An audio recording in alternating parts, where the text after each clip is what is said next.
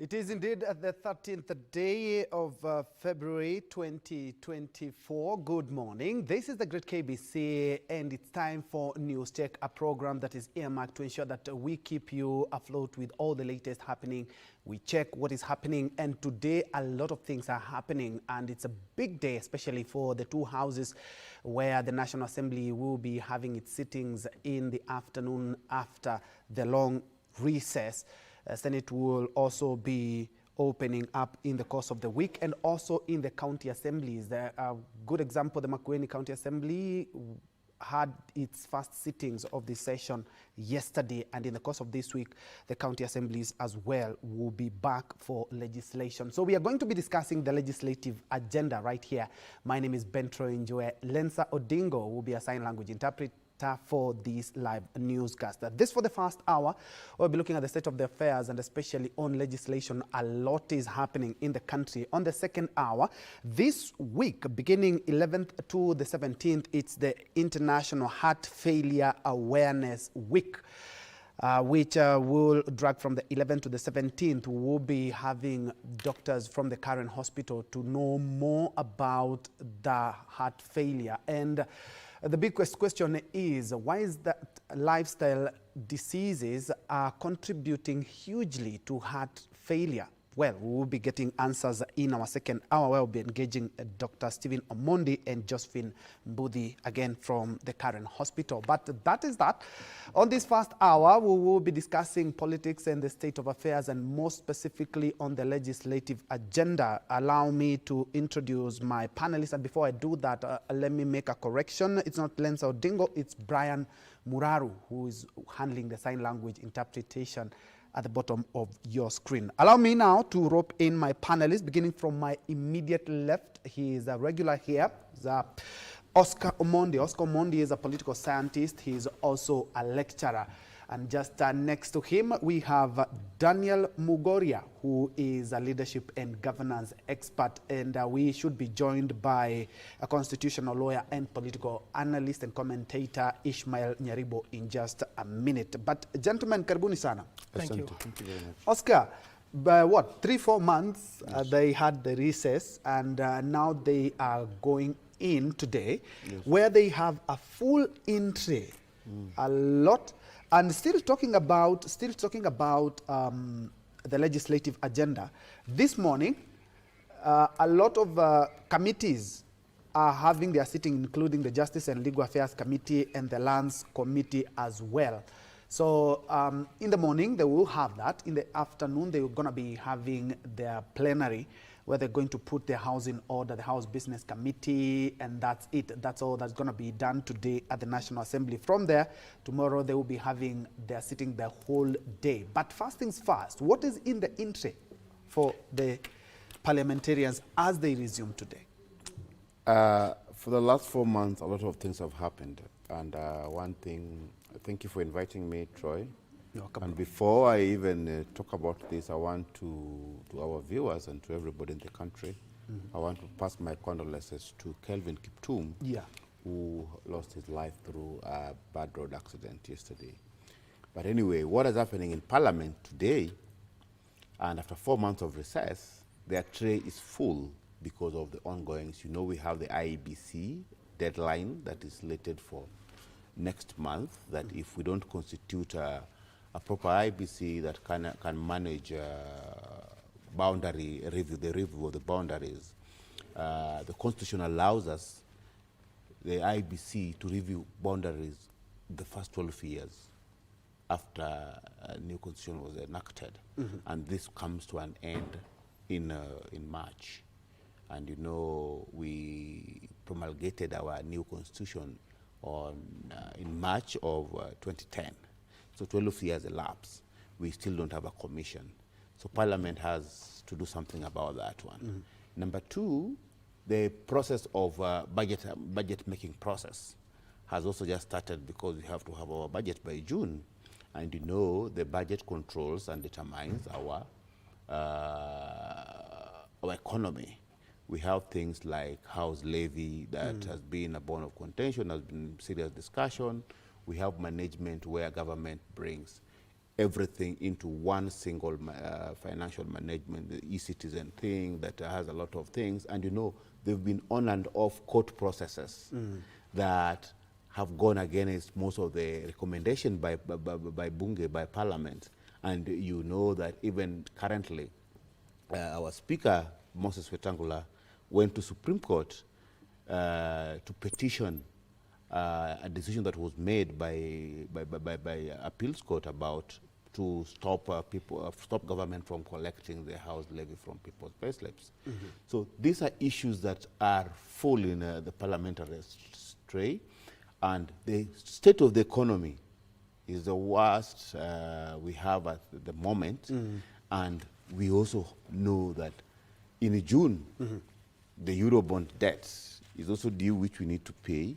So those ones will all have to go into our budget, and we have to apportion how much do we pay as a debt, how much do we keep, how much do we control the borrowing, how much do we manage our economy. These ones are too many things that parliamentarians have to deal with. And we've been discussing with you here the state of, for example, when kids were going back to school in January and we had 130,000 students who could not access this type of service like in secondary schools because of the state of the economy. And now, apart from we are not sure whether those 130 went to school, but we have an issue where, again, it's in court over parents having to pay through e-citizen. So it's a lot of things that needs to be dealt with by Parliament. Indeed, and thank you so much, Oscar, for enumerating that, and also for reminding us that indeed Kenya is still in mourning following the death of the world record marathon champion, who happens to be Kevin Kiptum, who died in a road accident on Sunday. And the head of state led the nation in eulogizing the 24-year-old. Daniel, karibu sana. It's been a while. Yeah, thanks. And of course, Oscar, as Oscar has noted, the Parliament has a full entry, and especially the committees when we're talking about agriculture, we talk about lands, because of the lands and housing agenda, the education, 130,000. You know, we can't just keep quiet and just assume that the 130,000 students did actually join Form 1. So a full entry. I would like you to highlight some of the things that you expect Parliament will be looking at before we actually delve deeper and unpack them. Thank you. In addition of what Oscar has spoken about, our Senate will be looking at the e-citizen, where they want to rope in the 47 county government so that they can also do their payments through e-citizen, which is a bill that I believe every person interested in devolution would want to know how it goes about, because who will be in charge of that e-citizen on behalf of the county governments, and how will the county government interact with that platform in terms of their management of their revenue, and ultimately receiving the revenue that has already been paid in the e-citizen platform. The second bill that I may want to talk about is especially the bill on agriculture, which many farmers are looking up into it, because this bill looks like it's introducing things like Kenyan farmers are not used to. Kenyan farmers are used just to be keeping their chicken. They do not have anybody to register. But when you look at that bill, it looks like it is calling upon the registration of everything that the farmer keeps. And it has punitive penalties, where if you don't allow maybe inspectors to come into your farm, you're charged $500,000. So Kenyans be interested to see how that bill will go. We have the concern of the people with disability, where the amendment bills are before Parliament. They do want to see the process being processed so that it can help the management of the people with disability as foreseen, as envisaged in the 2010 Constitution. Maybe the other thing that I need to talk a little is the social health insurance bill, which I know is a hot thing that Parliament needs to look into it and expedite it, because NHIF looks like is waiting for transition, which is not transiting anything if the SHIF is not put in place. In conclusion about that, I may speak something about, which is an area of my concern, is what Oscar mentioned about the constitution of members of the Independent Electoral and Boundaries Commission. It is difficult to operate IBC without members of the commission. And the law puts, the IBC Act puts the members as the people who, through their plenary, make decisions and all that. And that gives us one serious issue that is in limbo, and that is the boundaries, the review of the Boundaries Commission. Especially the review of the wards and the review of the constituencies. Sometimes people mistake it and bring the counties. IBC has nothing to do with the counties, and there's no body that has been constituted to look into the counties. So the deadline, usually timelines, is by April. And that means if there will be no members, we shall not have members of the IBC Commission by April, it means that's a foregone issue unless we introduce an amendment in court to allow that to be done, which I don't know whether that is possible or foreseen by the Constitution. Thank you.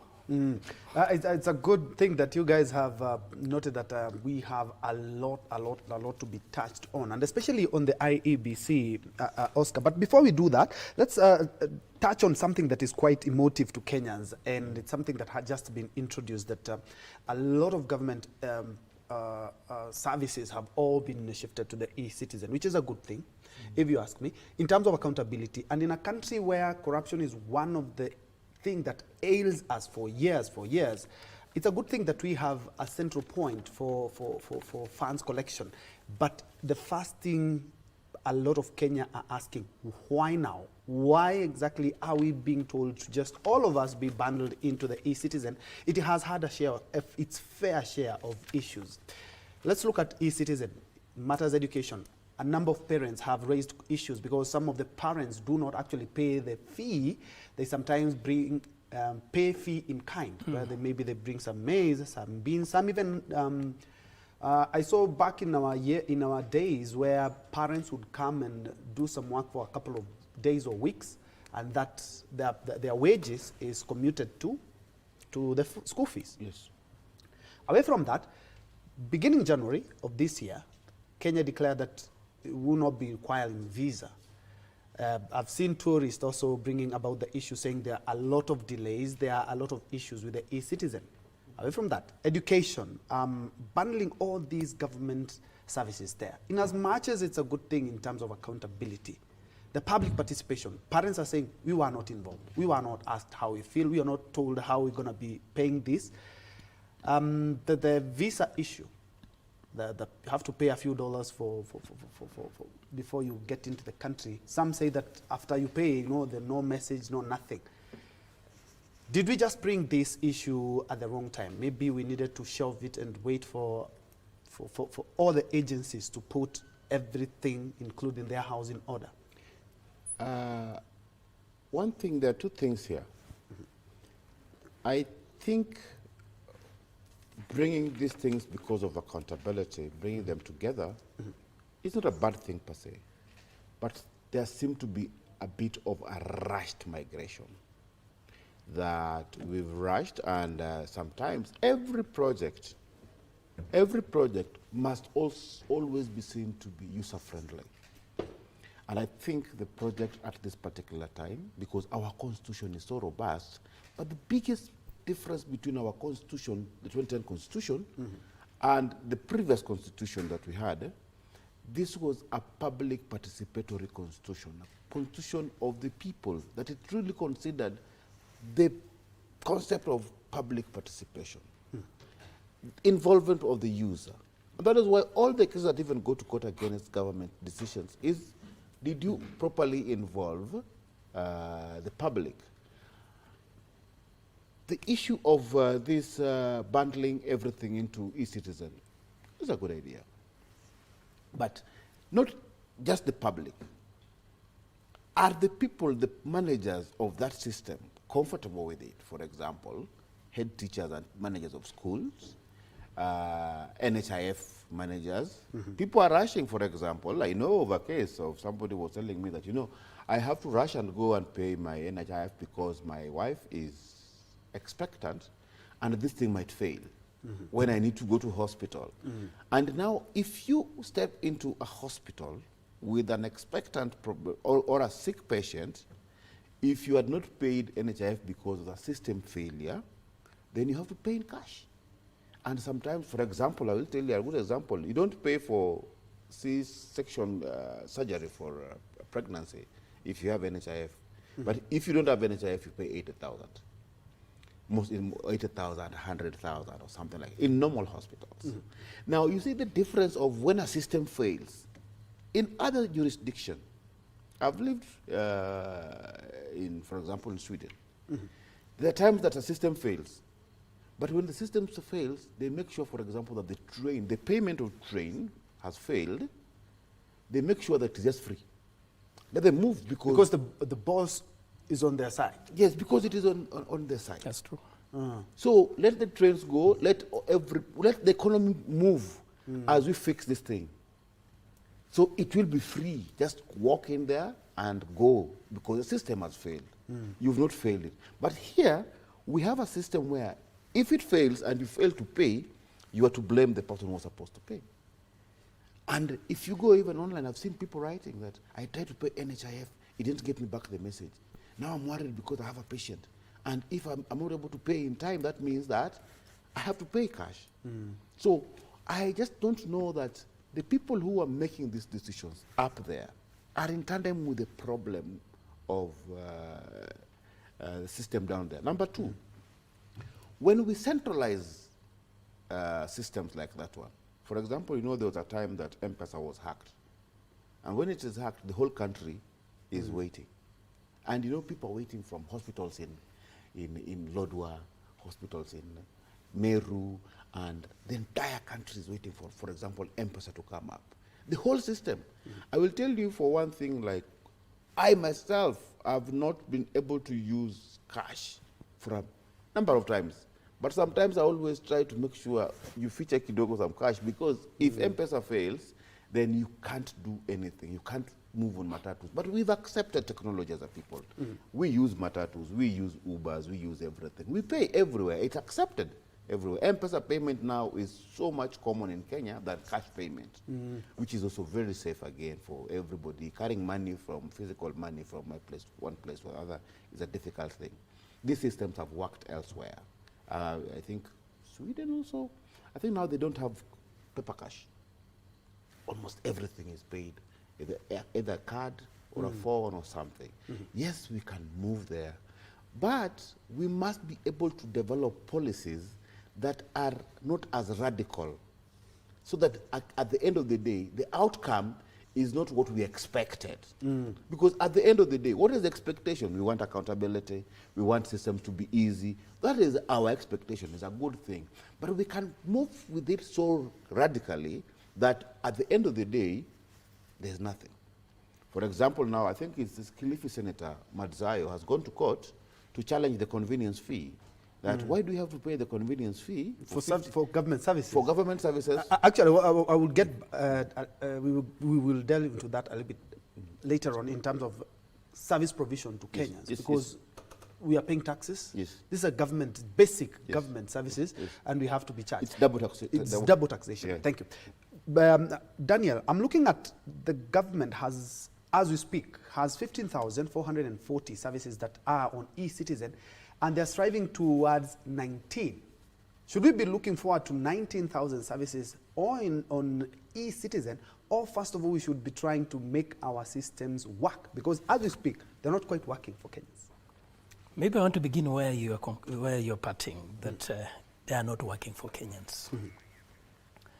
When Teams was working for NTSA, Kenyans were able to get their services a bit faster. When I mean faster, compared to now.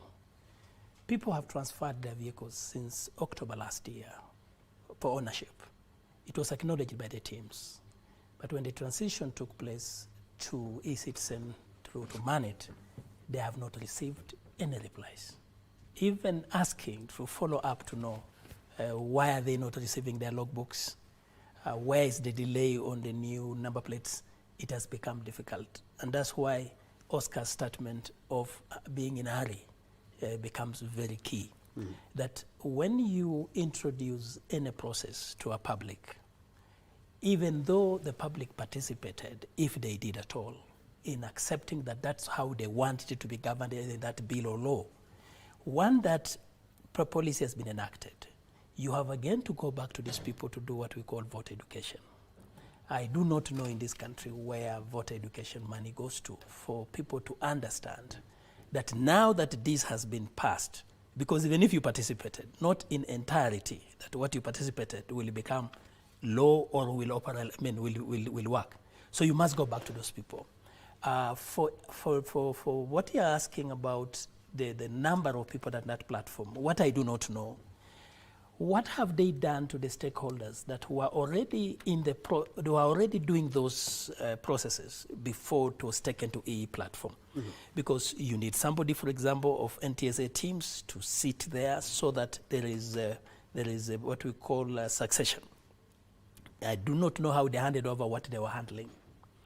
Then when you come to the point of parents, we do not know whether the PTAs are involved in, I don't know how they will manage because there are so many PTAs, but there should be a way to get one PTA or two to represent the interest of the parents and teachers associations of this country, because their duty is to ensure that this amount of money is safe. Look at the transition of NHIF, for instance. We do not know what happens to the NHIF in terms of the resources that will remain. But we are seeing a new fund being birthed. If it, I mean, when this fund comes up and it is put in eCitizen, where will this other fund go? Will it also be put as part of the resources that has been collected in eCitizen?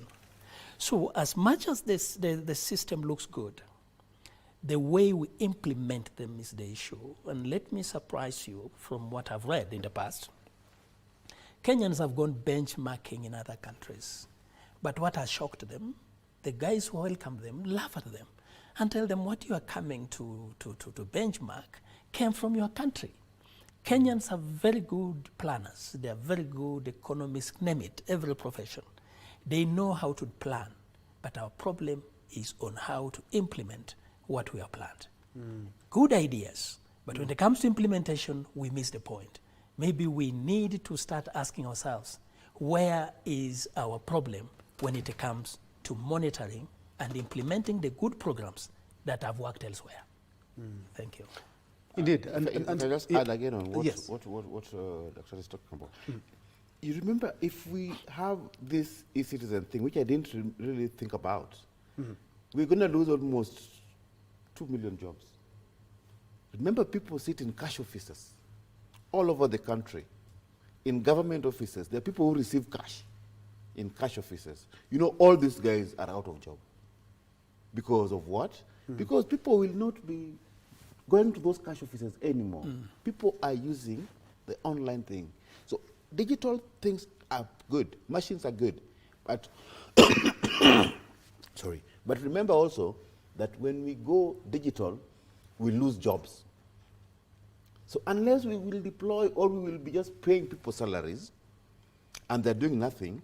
But remember the huge backlog of people who are working in government offices in spaces called cash offices, if we go cashless.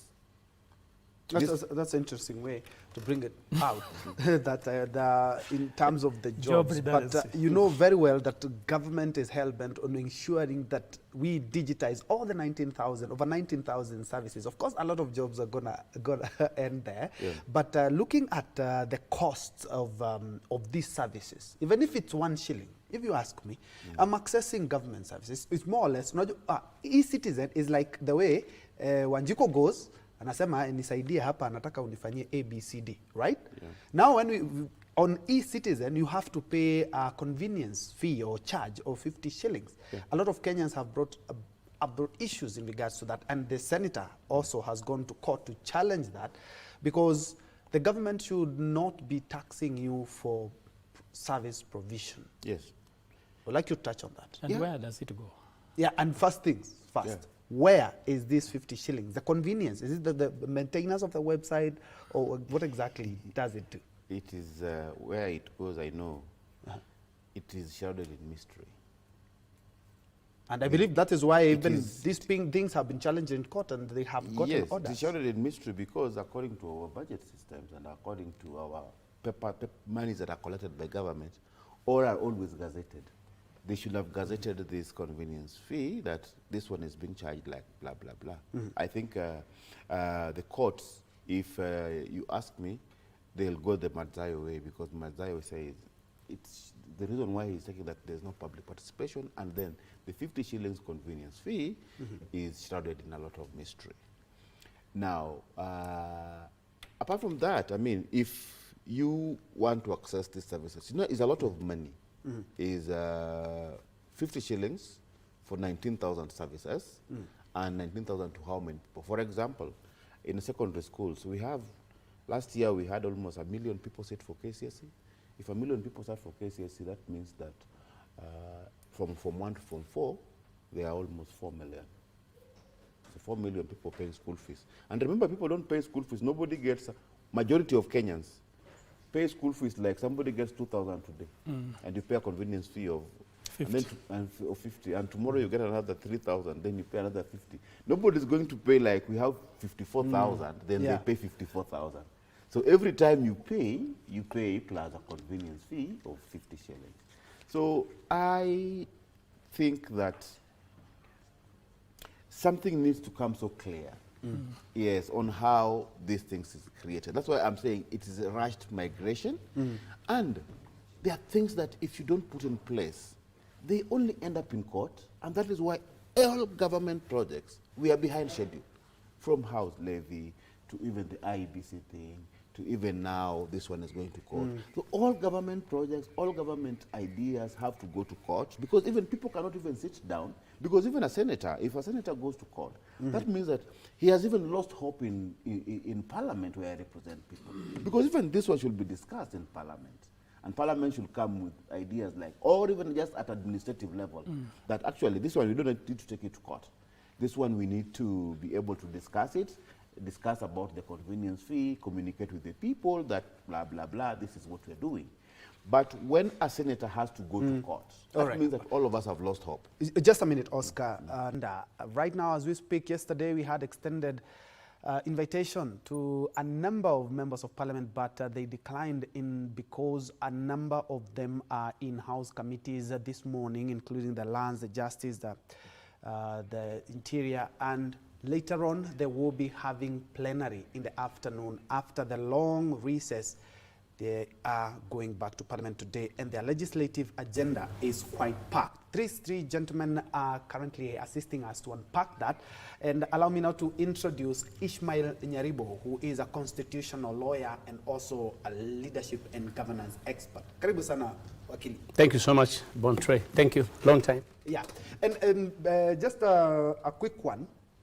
IEBC, because of the interest of time, IEBC is something that has been pending for years now, if you ask me. Yes. I think it was Yashpal Guy who had recommended that anything on elections, boundaries review should always be done in ample time. And as Daniel has noted that we have until end of next month, and the legislative agenda, the MPs have not yet quite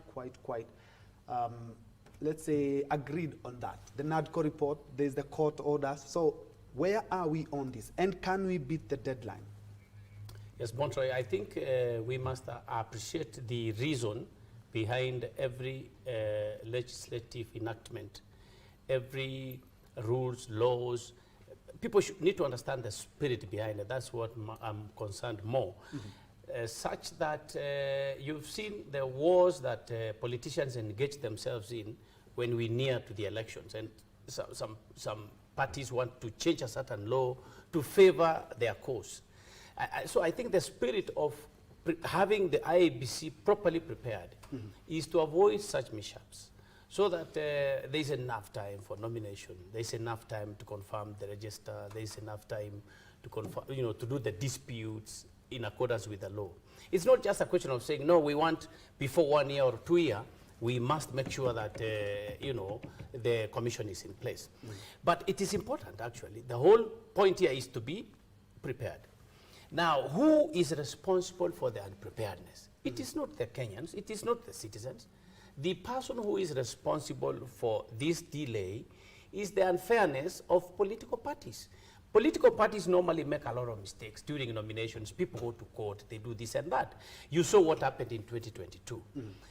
Was there a need to actually suspend and force out of office those 4 commissioners in the manner in which it was done? Was there any reason to do that? So political leaders always have some agenda which they want to achieve. So now these 4 were kicked out. I mean, the other 2, they remained there. One is gone, one is retiring. So we really do not have a commission as of now. Can you blame it on the citizens? Can you blame it on the law? No, the answer is no. The law is very clear. The law supports the citizens. It is the political interests that made sure that those 4 commissioners were kicked out of office. So now, then what about now? Why don't we have commissioners by now? Because, of course, you saw now, because of the disagreement in 2022, people are saying we have to audit what happened in 2022. We are in 2024. And they say, no, in fact, when we were still discussing 2022, you already sneaked names of a selection panel which you don't like. So it is all about political interests and political leaders. This country is messed and actually thrown into such confusion because of political leaders. For the citizens, I mean, we are good. We wouldn't have minded if the commissioners stayed in office. You can see we don't mind William Ruto is the head of state. We are moving on.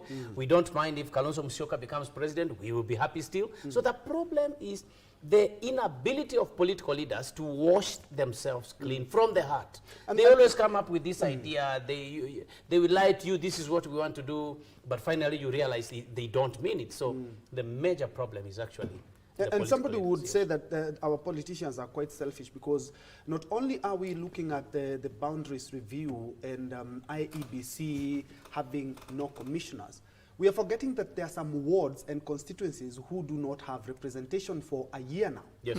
And from the look of things, we are not going to be having commissioners in the next 6 months. Let's be very honest. And contrary, I mean, look at, sorry, I know my colleagues were talking earlier, so they are not prejudiced. Yes. You see the problem, there are proposals from some communities who want a county. I mean, people like Kuria, they honestly don't feel that they are represented because they belong to Migori County.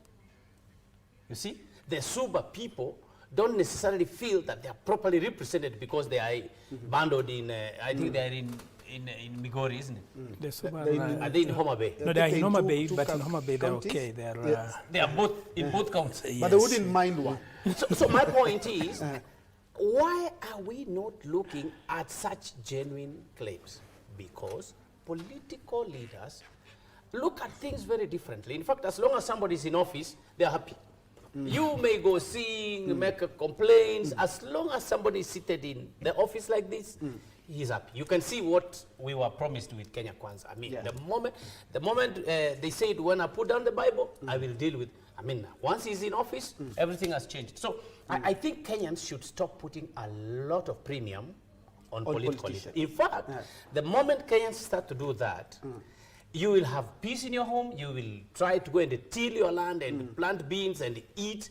Other than following people all the way from parliament, you are in the streets. Today they are opening parliament. You will see a lot of young people will go there actually and waste their time. So we should stop putting a lot of premium on these political leaders and call them out and make sure they are accountable to the people of Kenya. So, so they are the ones messing all these things. That's my point. And let me do exactly what the council I don't know has if said. he's not happy. Let's looking it's a at politician or something. no, he's not yet. Okay. Let me pick from where Wakili has been. A lot of things we are putting a lot of faith on our politicians. Let's go to Wanjiko. One of the first things that was supposed to be looked into, Daniel, was the issue of cost of living. That was supposed to be, we decided let it be, let's go the parliament way, where we picked a few MPs from both sides. They're supposed to sit down. Now, what yesterday the Speaker of the National Assembly was talking about, the issue of cost of living was not on the agenda. Today, I know it's a House Business Committee. It's going to be set up. We are also looking at the chief, that is social health. We are talking about IEBC. But I'm not hearing the cost of living, which is still quite high. Daniel, do we have a remedy with our politicians as we go back to parliament today? It is a hard nut to crack. Hard nut to crack because the strange thing about Kenya is Politicians will come and ask for votes. Once they are voted, they bundle you, put you under the bus. They now become the know-it-all. They're the ones who understands what you want. As much as I'm a politician, Yeah. I should make that disclaimer. Oh, you know. I know. It is not good to promise them heaven but give them hell.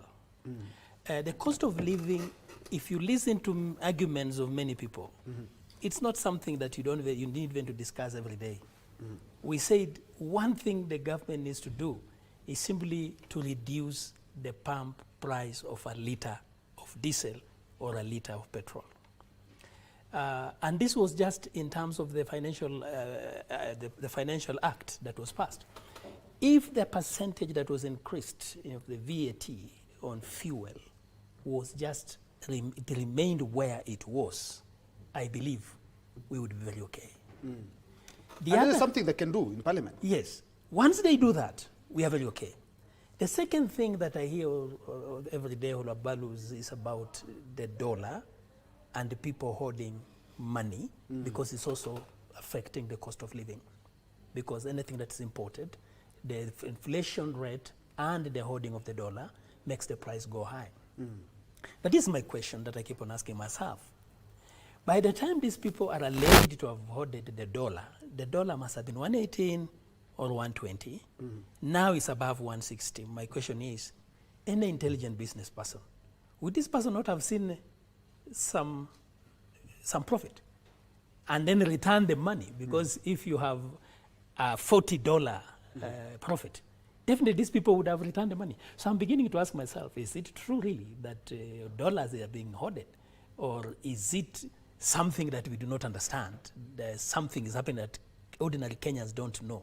Because if those dollars were floated back to the market, then we would be able to reduce the cost of living too.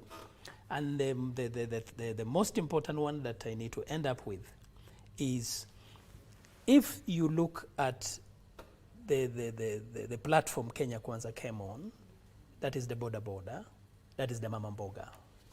What is affecting the cost of transaction of the mama mboga, and what is affecting the cost of transaction of the border person? It looks like nobody is interested in that. And no wonder somebody is bringing to tell us we now want to think about the office of the opposition. We want to think about how to put people into positions. That becomes dangerous. So my humble submission is they must put the cost of living in the agenda. I'm quite sure you identify with that as being a Kenyan. That was one of the agendas that was supposed to be discussed by the two groups. Yes, yes. But unfortunately, now we are hearing about the office of the Prime Minister, official position. Senate. I've not heard anything regarding the cost of living. What should be the remedy? I don't think if we have a solution, because there's one Patrick Chabal who wrote on African Works, and he said that disorder, he talks about disorder as a political instrument. The disorder that you see is not by default. Man-made. It is by design.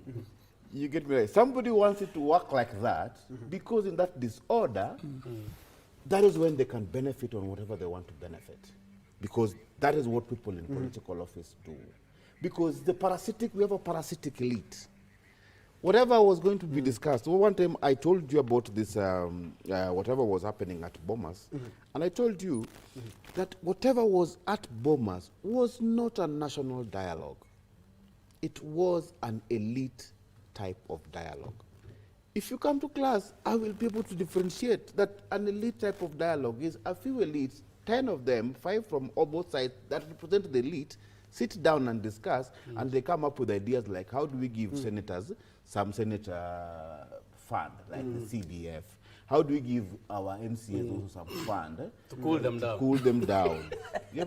So there were no representative of the common Mwananchi, the Wanjiku at Bomas. When Yashpal Gai, National Dialogue Commission was at Bomas, there were 1,000 people. the Mama Mbogas were represented, and they came up with a robust document. But the one that was such the other day of getting a prime minister, let's get Senate fund, and let's get MCs also something small, because MPs have something small. It is the elite agreeing, how do we share the spoils, because we've sat down here. So, but Oscar, you agree, yes. It quieted, I mean, the streets were a bit peaceful, and right. maybe it was a strategy to... Gentlemen, allow us to take a quick break. We'll be right back. And there's a question I've seen here, and I'm quite sure it's directed towards you, Wakili, in regards to Law Society, has been quite vocal. And they have been at loggerheads with the head of state in regards to some of these directives that the head of state has given, or some of the policies. And now we hear there are some elections. We are not at loggerheads. We are actually doing our work as lawyers. You're playing your part. Probably the head All of right. state. It's a good thing you clear that and tell us the differences between all these elections, including the JSC. Let's take a quick break. We'll be right back. This is KBC News Check, so that we may wrap it up and delve into matters. Heart Failure Awareness Week, which began on the 11th and will go all the way to the 17th. Another thing, it's World Radio Day. So something good for all the radio journalists out there. Let's take a quick break. We'll be right back. Welcome back to KBC News Check. We're on the tail end of this conversation. I have Ishmael Nyaribo, who is a constitutional lawyer and also a political analyst. We also have Oscar Omondi, who is a political analyst and also a lecturer in one of the universities, and Daniel Mugoria, who is a governance expert. And also, it's a good thing you've cleared the air that you're politicians so that we may not judge you for making some political stands. Anyway, we are wrapping it up. The first things first is that Bunge is having its session today after a recess of about 3-4 months. 3-4 months. So quite a long one. And the first order of day will be the establishment of the House Business Committee. Then the plenary will commence tomorrow. And some of the things that we are expecting, the NADCO report, we're expecting a number of issues to be raised in regards to the IEBC formation and also the chief. We also have the housing. So it's an entry for our members of parliament. Yesterday, Speaker Moses Wetangula said they have to minimize, the MPs have to minimize their travel because they have a lot of ground to cover. But before we went for that break, Ishmael, we were talking about, somebody had asked in regards to, you've cleared the air. We are not at loggerheads with the head of state. LSK is not having issues with the head of state, but you are just uncomfortable with some of the policies and some of the things that have been done. Somebody has asked in regards to the LSK has some elections, and we hear that there will be some nominations to people at the JSC. How is that? Well, I don't know who was asking that one. It could be Mischief or some opponent. But you see, lawyers under the Law Society of Kenya Act, part of the objectives of the Law Society is to ensure that they advise the government as well as the public on all matters law. That is why, Bontra, you are not allowed to come in and just represent somebody in court just like that, because you've got to go through, this is a regulated industry, you've got to go through, unless it's a common ordinary petition that you're filing, and then you can, of course, do it yourself, you can even represent others. But in terms of law, it is Law Society. So when you see lawyers coming out to say the head of state is overstepping his mandate, it is absolutely their right to do that. Number two, the government is such a big monster. Not only in Kenya, by the way, all over the world, governments are extremely powerful. In fact, so powerful they can determine the way you live your life, and they can actually determine the way you die as well. So that is why we have judicial review proceedings to enable the court to intervene where the government is so overbearing or a public institution is so overbearing on the citizens. So you ask about the elections. This comes every other 2 years, where lawyers have to decide who goes to sit in the council to now help them, do all these, fulfill the objectives of the society. And Fito Diambo, Kamende, Bernard Kipkorir, my good friend PMO, Patrick Wanyama, and our fiery lady Mboshe. These are the people who have come to contest for that presidential seat. That is for the council. When you talk about the Judicial Service Commission, it's a totally different thing, because that comes every 5 years. Once, the commission, the way it is constituted, allows for the state, public service, the head of state, the attorney general, they all send their representatives. Now, Law Society of Kenya, being a major player, in fact, even judges, magistrates, the Court of Appeal, the Supreme Court, they each have a representative. So, because Law Society plays such a central role in administration, in advising the public and the government on law, they have been given 2 slots. One is a female representative, the other is a male representative. So and how do they then appoint such a person or nominate a person to sit in the JSC? They have to vote for him. So what the law provides is, if during the time of the elections of the council, it falls within 3 months of the same time when the term of the commission at the JSC is ending, these elections can be conducted together. And that's why this time round, they're being conducted together for JSC and the council. I think that clarifies, but the person who goes to the 2 people who are going to the JSC are extremely supposed to be independent and not working on the member, LSK members' affairs. They are supposed to be independent to look at the whole national justice demographics in terms of where is justice failing, where do judges need facilitation, is employment of judges and court staff being done correctly. That is a totally different area. In fact, those commissioners are supposed to be very, very independent.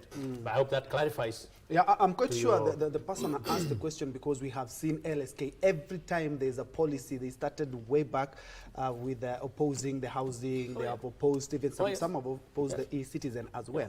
But I mean, if you remember from history, whether it's Rachel Mamo, whether it's Paul Muite, whether it is Okongo Mogeni, whether it is whoever was president, whether it was Nelson Havi, one of the most fiery presidents we had in the wrong time. I mean, in the wrong time because it was COVID, and then the whole council was young, and there was a bit of fights. But that is how lawyers are supposed to be, because they are not just supposed to be agreeing with the president. That's why you see they are really, really, up against the Chief Justice for going to meet the president.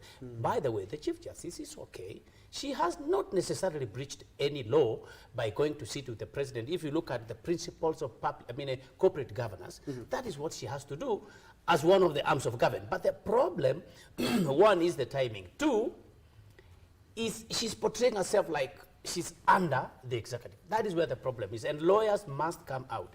And Bontre, where we are that's why it becomes extremely scary if you find a lawyer who has some affiliation or connection with the State House or the executive, who is friends with the executive, going to sit in these critical independent offices, because then we are finished. That is why you see lawyers always trying to avoid any lawyer who appears to be so close with power or so close with State House or executive is normally shunned, because he will not be as independent as he ought to be when he's discharging his mandate. All right. Gentlemen, as we wrap up, I know the Parliament will have a whole in-tray, and there's something that we cannot just let go like that. The president's visit, he was in Japan. We hear about 350 billion was signed. Of course, away from the questions of how many trips the president is making, the details that he is having, he is bringing, these trips are bearing some fruits. Oscar. Yeah, I think the Japan one, although sometimes they go and come here, but the people don't see the fruits. I think the one for Japan, I'm still not sure, but over this one, I think he signed very good deals for the country, and we are hoping that they come. And now we're thinking about in terms of grants also to help our economy, because I'm not sure if in June we'll be able to pay our loan. Yeah, we might default. I'm quite sure that's why they're very true. Yes. Yeah. If we default on this one, then you see the prices of things will go up and we will be messed up as a country. So I think the president going to Japan over this one was a good idea. And if he signed those deals and that money is coming, I support such a move. Otherwise, going to, like, for example, sometimes it goes to these other countries without Italy and all this, where is not really the suffering. It seems to like Japan. No, it's just suffering economies. You see, at the end of the day, you know, we know what happens in other economies. There's money in China. There's money in Japan. There's some money, a little bit, not so much, but some money in Europe. But there's no money in Italy. They're also just going through very difficult situations that we are going through. You know, so sometimes going there to just, like Flower Girl, is just some trips. Yeah, going to Djibouti, for example, or going to some Togo or some funny countries like our country. Sometimes it's just a waste of time and all this. But I think Japan and whatever they signed, they want to assemble vehicles here. They want. And of course, with Japan, we've had a number of there are things that we can write home about, including JICA. You know, because JICA has done so much good things here. You know, and even if it is loans, we don't need very expensive loans. And we just check out our economy. How is our economy doing, and what are the priorities that we put in place? So I think this was a good thing. All right, Daniel, wrap it up for us, because we are talking about the entry for Parliament, and of course there are some things that we can't just let them go. They will also be looking at, just like Oscar's mentioned, that we have also the Eurobond in the month of, is it June? June, yeah, it's in June. Over 200 billion US dollar, USD, not even Kenya shillings. And our legislators, the legislative agenda, what should they prioritize as we get into the next session of Parliament that is beginning today? Maybe before I wrap up, now that I've been here to see Honorable Ababu Namwamba launch the issue to do with the film industry, the partnership. It's a very good venture, but it's good for the CS and his team to look at the very expensive amount of money that film producers have to pay in terms of producing films. I look at it, especially our comedians and even our upcoming young people, where I interact with them. The amount of money they are charged for camera and for doing for taking films, it has made it hard for them to do what they want to do. And as much as we give him our thumbs up for what he's doing, he also needs to look deeper so that to bring more people into the industry. When I come to the legislative agenda, I do not know how the House Business Committee will prioritize these agendas because they must look at the timelines. Look at which bills are very urgent because of the expiry, constitutional expiry of time or legislative expiry of time. Very good point, legislating point is the Social Health Insurance Fund, which if you do not prioritize it, there'll be people who need operation, there'll be people who need to visit their doctors. They need that fund to be in operation.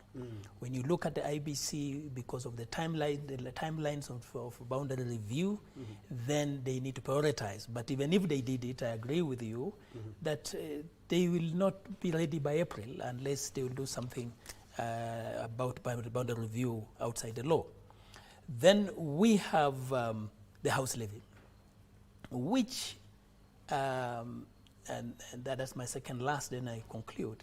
The house levy, if they followed what the the judgment that was given and prioritized what was in the judgment, I believe they'll do a better law in terms of housing. They should not throw what the judges said in court and what arguments were put in court. And the last one is on the,